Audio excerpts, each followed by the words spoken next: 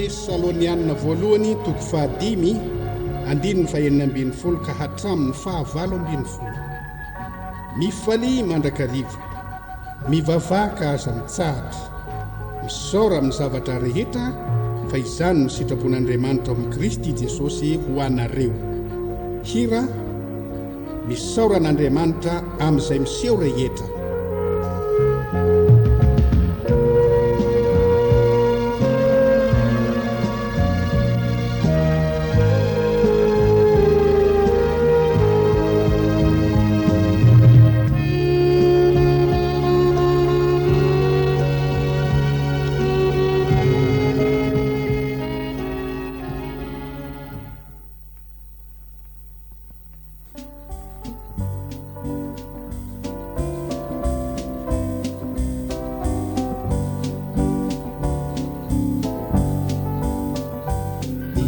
Zavatra manjo tsy nampoizinao ve, ny antony de tsy fantatrao. Miara-miasany e ny zava-drehetra, koa miareta ianao.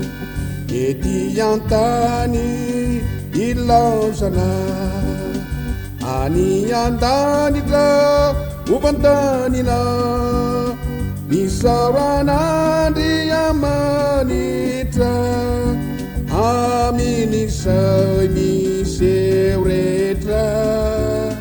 Ny fitondrany no tsara indrindra, mihevitranao izy.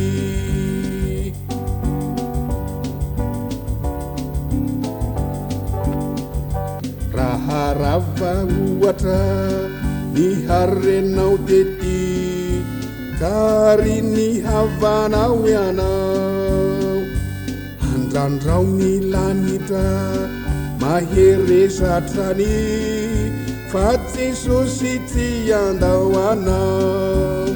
Ety antany ilaozanao, any andanitra ubantaninao.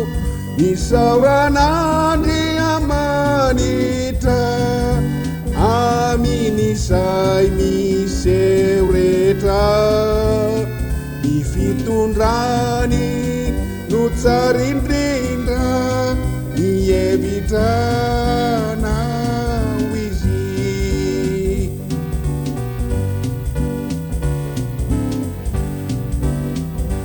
Ety mihamaro ve ny mpanenjikanao, ao koa ny manisy ratsy anao. Mivavaho azy ireo fisaorana tao, andresy tsy ho ela ianao. Ety antany ilaozanao, any andanitra ubantaninao. Misaoran'Andriamanitra, amin'izay miseho rehetra.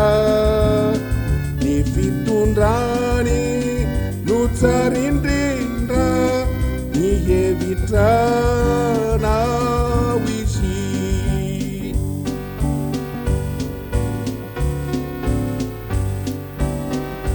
Tsy mba toy ny teo aloha intsoniko ave, fefa mihena ny herinao.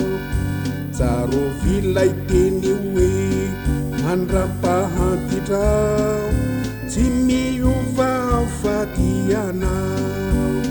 Ety antany ilaozanao, any andanitra ubantaninao.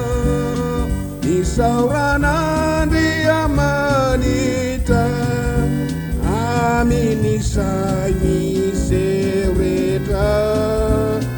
Ny fitondrany no tsara indrindra, mihevitra